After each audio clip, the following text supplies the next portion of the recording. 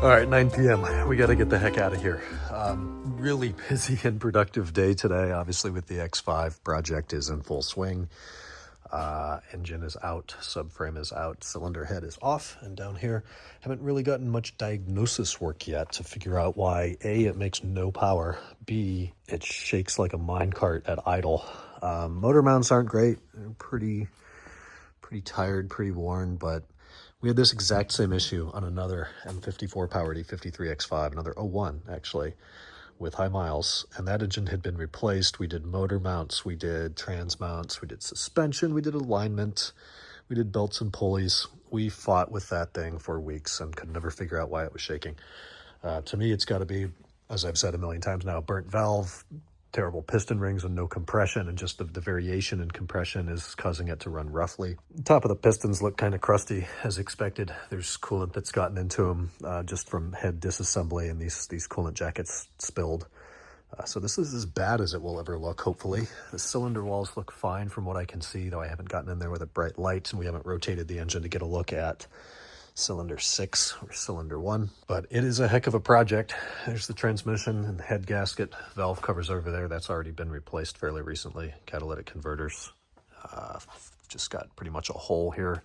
We're putting new struts in the front and the rear, differential bushings, subframe bushings, manual transmission conversion, new rear axles, new drive shaft.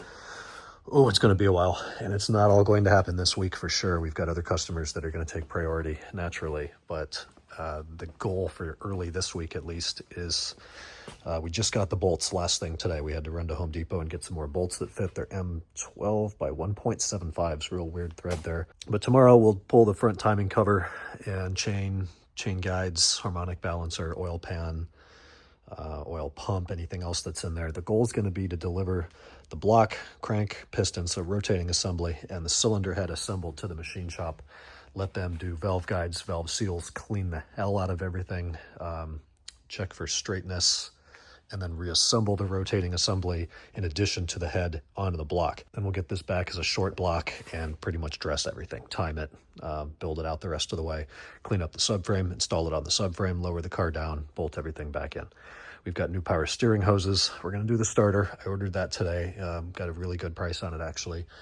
And I'm just thinking it's original, 175,000 miles. You know how this goes. If we have to do it later, it's intake manifold removal, which is not terrible, but just unpleasant. Alan spent the day over here on the 540 wagon manual conversion. It hasn't been able to start for a couple of days. One, well, you need a crank sensor, so we got that. I think this morning, got that installed. Look at this perfect transmission, rebuilt by a shop in is it Minnesota, Missouri, somewhere like that. Truly beautiful. I mean, it's like better than brand new out of the box.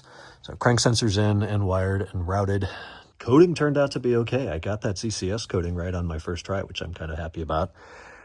We followed a trusted article on M5 board that instructed us to rewire the starter relay, and that turned out to be wrong, misleading.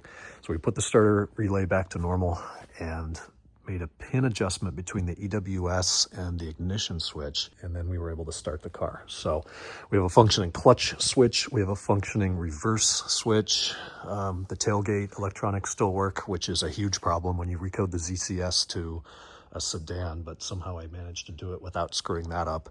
So tomorrow we'll get some road testing in. We have to put the exhaust on, button up the interior, get everything soldered and heat shrunken and just made pretty and final. You know, we've kind of just been running test wires all over the place until we figure it out. But by the end of the day tomorrow, this should be a running, drivable, usable vehicle, and we can probably have it delivered by Friday if things go well. I delivered the E92 M3 down to Elite Finish this morning. I guess we got lazy and didn't put a car in here, but it's not raining tonight, so that's okay. I hear this hissing. We're gonna let some air out of the compressor so we don't rust it and blow it up. But I gotta get out of here. It's 9. We stayed way too late today. It's been a absolutely insane day with phone calls, and I had a couple-hour phone call with a customer this afternoon going over inspection results.